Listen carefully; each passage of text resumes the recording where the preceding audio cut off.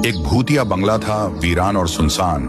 लोग दिन में भी वहां से जाने से डरते थे। कहते हैं कि इस बंगले में 25 साल पहले पति पत्नी ने अपने आप को आग लगाकर अपनी जान दी थी। कमरों के अंदर मकड़ी के जालों के सिवाय कुछ नहीं था। जब भी कोई इंसान हिम्मत करके बंगले के अंदर जाता तो सिर्फ उसकी आवाजें ही लौटती थी। पूरा शहर दहशत में था। पर एक दिन 3 दोस्त उसी बंगले के पास फुटबॉल खेल रहे थे। राघव ने शुभम की ओर बॉल फेंकी। उसके बाद शिवम ने उड़कर एक जोरदार किक मारी। बॉल इतनी स्पीड में होने के कारण सीधा उसी भूतिया महल के अंदर जा गिरी। तीनों की रूह कांप गई। राघव ने गुस्से से कहा, अबे शुभम, तूने ये क्या कर दिया? थोड़ा धीरे से नहीं मार सकता था क्या? मेरे पापा ने वो फुटबॉल अमेरिका से लाई थी, अब जाकर लेकर आ। शुभम ने कांपती आवाज से कहा, देख भाई राघव, मुझे माफ कर दे, मैं नहीं ला सकता फुटबॉल। ये भूतिया बंगला है, मुझे मरना नहीं है, मैं नहीं लाऊंगा। राघव हंस पड़ा। अरे क्या फालतू की बात कर रहा है? भूत वूत कुछ नहीं होता, रुक मैं लाता हूँ। जाते जाते राघव ने महेश को भी अपने साथ फुटबॉल लाने के लिए भूतिया बंगले के अंदर ले लिया। दोनों अंदर टूटी फूटी सीढ़ियों से ऊपर जा रहे थे।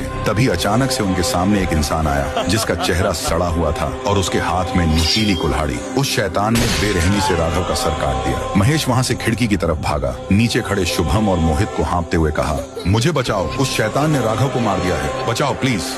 फिर क्या था, उस शैतान ने वहीं उसका गला काट दिया। शुभम और मोहित की रूह कांप गई और दोनों उस बंगले से भागने लगे। वहीं रास्ते से राइस स्टार शहर की तरफ जा रहा था। उसके सामने से वही शुभम और मोहित भागते हुए निकले। उसने सोचा, अरे इन बच्चों को क्या हुआ, ऐसे क्यों भाग रहे हैं? तभी उसकी नजर भूतिया बंगले पर गई। राइस स्टार ने सीधा बाइक बंगले के अंदर घुसाई और दरवाजे तक पहुंच गया। उसे जानना था कि इस बंगले में ऐसा क्या है। राइस स्टार उसी सीढ़ियों से ऊपर गया और देखा तो दंग रह गया। वहाँ 2 इंसान आपस में बात कर रहे थे। उनमें से वही शैतान था। सामने वाला इंसान बोल रहा था, अरे ऐसा ही तू लोगों को मारता रहेगा तो पक्का किसी को पता चल जाएगा कि हम शैतान नहीं हैं। इस बंगले में अपना लुटा हुआ सोना, जवाहरात, पैसा सब है। कुछ ही दिनों की बात है, हम दूसरी तरफ चलेंगे और लोगों को डराएंगे। फिर दोनों ऊपर के फ्लोर पर चले गए।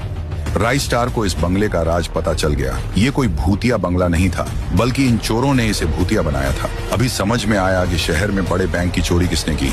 उसके बाद राइस स्टार नीचे से अंदर स्मोक ग्रेनेड डाल देता है। पल भर में सफेद सफेद धुआं छा गया। चोर ने दूसरे चोर को धुएं में जाने को कहा। दूसरा चोर धुएं के अंदर गया।